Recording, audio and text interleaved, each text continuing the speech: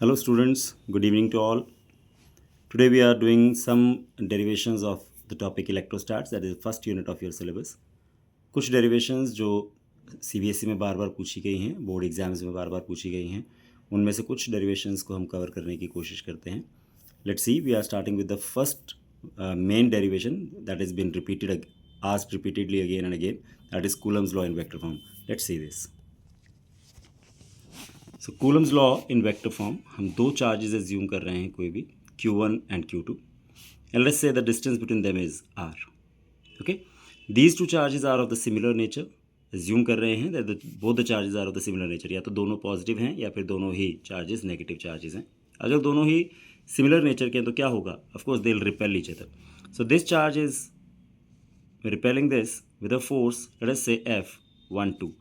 यहाँ पे इन दोनों फोर्सेस जो भी हम एज्यूम करेंगे, इन फोर्सेस को डिफाइन करना बहुत ज़रूरी है. So what is F12? F12 is the force on charge Q1 due to Q2 या बाय Q2. इसी तरीके से ये इसके ऊपर एक फोर्स लगाएगा in this direction, that is F21. So F21 is the force on charge Q2 due to Q1. Okay, then if we write the formula F12 according to Coulomb's law, what is the expression? K Q1 Q2 divided by R square. क्योंकि हमें यहाँ पे इसको एक vector form में represent करना है, तो मैं इसके ऊपर एक वेक्टर का साइन बना देता हूँ. मैं इसको एक वेक्टर एज्यूम कर रहा हूँ. बट द प्रॉब्लम है इसकी, यहाँ पे अब लेफ्ट हैंड साइड जो है वो तो वेक्टर हो गई, but the right hand side is still a scalar. तो स्केलर को वेक्टर बनाने के लिए हम क्या करते हैं? व्हाट वी डू, हम एक यूनिट वेक्टर इसके साथ जोड़ देंगे. तो हम यहाँ पे दो यूनिट वेक्टर्स एज्यूम करेंगे.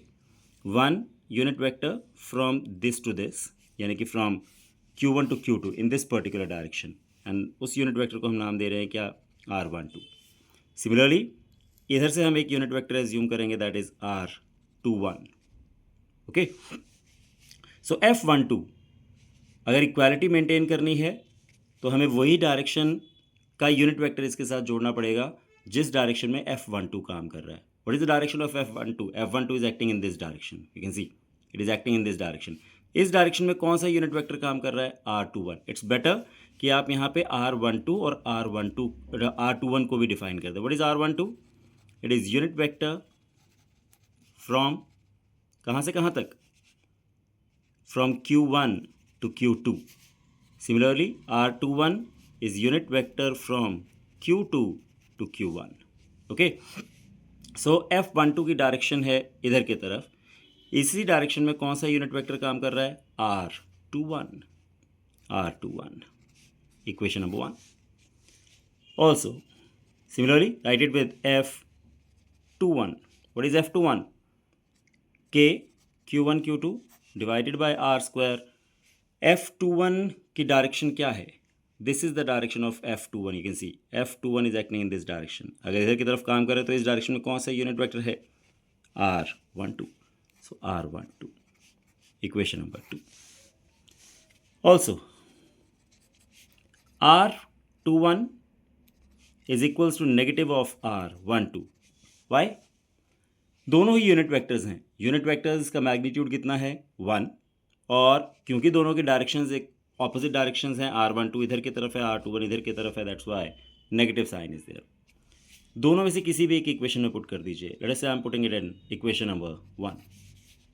सो F12 is equals to K Q1 Q2 divided by R square.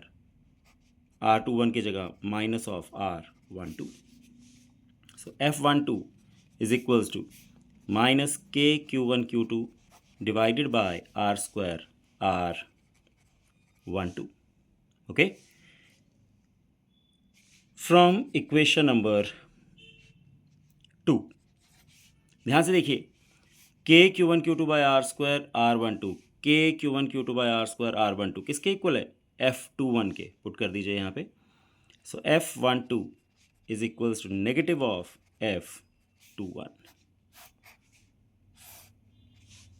This is Coulomb's law in vector form, or you can say action is equals to negative of the reaction. So sometimes the question is also asked in the way prove that Coulomb's law obeys Newton's third law of motion. Coulomb's law obeys Newton's third law of motion. Action and reaction are equal and opposite. So this is the derivation for the Coulomb's law in vector form. Then comes the derivation for the electric field. जो next chapter हमारे पास आ जाता है that is electric field, उसके लिए derivations start हो जाती हैं. उसमें भी सबसे इंपॉर्टेंट डेरिवेशंस, दो डेरिवेशंस हम लोगों के पास आती हैं. One is electric field due to electric field on the axial line of the dipole and electric field on the equatorial line of the dipole. दोनों डेरिवेशंस अभी कंप्लीट करने की कोशिश करेंगे. Let's see. कोई भी एक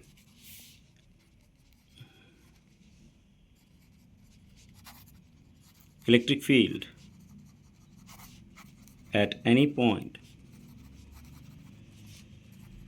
on the axial line of the dipole. Electric field at any point on the axial line of the dipole. Dipole consider करेंगे. You must be knowing what is the meaning of dipole. Two equal and similar charges. जब भी एक dipole draw करें, उसका कोई numerical करें, कुछ भी करें, तो हमेशा नेगेटिव चार्ज को इधर रखें एंड पॉजिटिव चार्ज को इधर रखें. क्यों रखते हैं वो अभी बहुत डिटेल की बात हो जाएगी. अभी के लिए इतना याद रखें कि नेगेटिव चार्ज को हमेशा इधर रखना है और पॉजिटिव को इधर रखना है, अगर आप चाहते हैं कि डेरिवेशन में कभी भी कोई भी गलती नहीं हो. Let's say this is point A and this is point B. दोनों चार्जेस के बीच में डिस्टेंस इज 2a. पता है आपको डाइपोल के दोनों चार्जेस के बीच का distance is 2a. Let's consider point P. Axial line का मतलब क्या? एक्सियल लाइन का मतलब at any point on the axis of the dipole. P point पे हमें नेट इलेक्ट्रिक फील्ड कैलकुलेट करनी है due to the negative charge and due to the positive charge. Positive charge की इलेक्ट्रिक फील्ड हमेशा outwards काम करती है, outwards, away from the charge. मैं इसको नाम दे रहा हूँ बेटा EB. EB का मतलब electric field due to the charge placed at point B. इसी तरीके से नेगेटिव चार्ज की फील्ड हमेशा टूवर्ड्स द चार्ज काम करती है. So this is EA. What is EA? Electric field due to the charge placed at A. ठीक. This is the centre of the dipole O. O से लेके point P जो आपका point of observation था, उसका डिस्टेंस हम assume कर लेते हैं कितना? R. ठीक. Then electric field due to the charge placed at A. Only magnitude, directions हम लोगों ने पहले ही देख ली हैं कि B के लिए इलेक्ट्रिक फील्ड बाहर होनी चाहिए, A के लिए इलेक्ट्रिक फील्ड अंदर की तरफ होनी चाहिए. So EA electric field due to the charge placed at A. इसकी इलेक्ट्रिक फील्ड P पॉइंट पे कैलकुलेट कर रहे हैं. कितनी होगी? क्या फॉर्मूला है इलेक्ट्रिक फील्ड का for an isolated charge? This is KQ by R square. KQ by R square, वही अब फॉर्मूला हम यहाँ पे अप्लाई करेंगे. KQ by R square. R is what? Distance. Distance where the charge is placed to the point जहाँ पे कि हमें इलेक्ट्रिक फील्ड कैलकुलेट करना है, यानी कि AP. So AP square KQ bye what is AP? ध्यान से देखिए, A से लेके P तक का डिस्टेंस चाहिए. ये पूरा 2A था. अगर मैं इसको दो पार्ट्स में स्प्लिट करता हूँ, this is A and A, इसीलिए हम इस डिस्टेंस को हमेशा 2A एज्यूम करते हैं. तो A से लेके P तक का जो टोटल डिस्टेंस है वो कितना हो जाएगा? AO plus OP. OA या AO प्लस OP का square. KQ bye what is AO? What is AO? Is small a. And what is OP? OP is R. It means this is R plus A का square. Equation number 1. Clear यहाँ तक? फिर इसके बाद we'll get the value of EB. मैं यहीं पे इसको लिख रहा हूँ ताकि हमें डायग्राम जो है वो easily visible रहे. So EB, magnitude of the electric field due to the charge placed at B. कितना? This will be same formula again. K Q by, this time this will be BP square. BP square, B से लेके P तक का distance BP square. K Q divided by what is B P, B P कितना हो जाएगा, what will be B P, this is total distance was R, इसमें से हम इसको सब्ट्रैक्ट करेंगे और you can write it as O P minus O B, O P minus O B का स्क्वायर, यानी कि K Q by what is O P, O P कितना है, O P is R and what is O B A, it means this is R minus A का square, equation number 2। ध्यान से देखेंगे, यहाँ पे डिनोमिनेटर है आर प्लस ए और यहाँ पे डिनोमिनेटर है R minus A, this is R minus A, as of course R plus A is greater than R minus A, यहाँ पे एडिशन हो रही है आर और ए की, यहाँ पे सब्ट्रैक्शन हो रही है आर और ए की, so R plus A is greater than R minus A, यानी कि डिनोमिनेटर यहाँ पर बड़ा हो गया, डिनोमिनेटर बड़ा हो गया तो it means the result will be smaller, result छोटा हो जाएगा, डिनोमिनेटर बड़ा रिजल्ट छोटा, डिनोमिनेटर छोटा तो रिजल्ट बड़ा, it means E B, this implies E B should be greater than E A, E B should be greater than E A. Then net electric field, दोनों की डायरेक्शंस ऑपोजिट हैं, हम लोग पहले ही देख चुके हैं। Net electric field, net electric field के लिए क्या करना पड़ेगा, उठा के दोनों को सब्ट्रैक्ट कीजिए, because both have got the opposite directions, directions opposite है, it means net electric field के लिए ई इज इक्वल्स टू किस में से किसको, बड़े में से छोटे को सब्ट्रैक्ट कर दीजिए, E B minus E A, means K Q upon R minus A का square minus K Q R plus A square, E is equals to R square minus A square whole square, K को बाहर निकाल दीजिए common, this will be, Q को भी बाहर निकाल दीजिए, K Q R plus A whole square minus R minus A whole square, E is equals to K Q brackets open R square plus A square plus 2ar minus, मैं यहाँ पे square भी open कर रहा हूँ और negative को साथ ही अंदर लेके जा रहा हूँ, R square minus A square plus 2ar divided by R square minus A square whole square, R square से आर स्क्वायर, ए स्क्वायर से A square, so E is equals to 2ar plus 2ar that is equals to 4ar, so K Q 4ar divided by R square minus A square whole square. ठीक है, इसको थोड़ा सा यहाँ पे हमें और चेंजेस करेंगे, मॉडिफाई करेंगे, इसको क्या मिलेगा इसकी मॉडिफिकेशन में हमें, ई is equals to K Q, जो 4, मैं एक बार दोबारा से लिख देता हूँ यहाँ पे, 4ar divided by R square minus A square whole square, के इस 4 को स्प्लिट कर रहा हूँ मुझे, q into 2a into 2r divided by R square minus A square whole square, so E is equals to q into 2a electric dipole movement, तो इस 2 को हम आगे लिख देते हैं,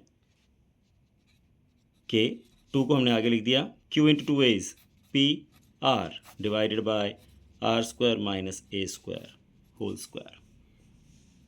ठीक है, this is the final expression for the electric field at any point on the axial line of the dipole. Okay, इसमें हम एक केस कंसिडर करते हैं, if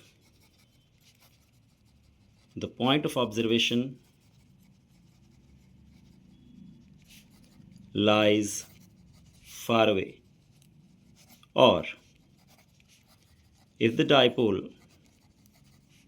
is an ideal dipole। क्या होता है ideal dipole,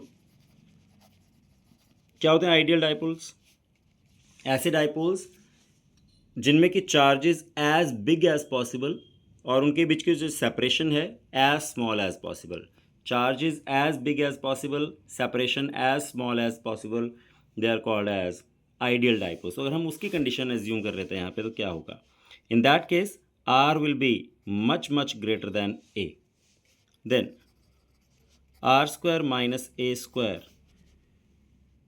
is approximately equal to R square. हम A square को यहाँ पे नेग्लेक्ट करेंगे, याद रखिए आर स्क्वायर, यहाँ पे देखिए जब डिस्टेंस इन दोनों के बीच का गैप बहुत ज़्यादा है तो इनके स्क्वायर्स का जो गैप है ना वो और भी ज़्यादा हो जाएगा, इट विल इंक्रीज, तो इसलिए हम यहाँ पे ए स्क्वायर को नेग्लेक्ट कर देते हैं, R square minus A square approximately equal to R square put कर देते हैं. This implies E is equals to 2kpr divided by r square means 2kpr divided by r raised to the power 4.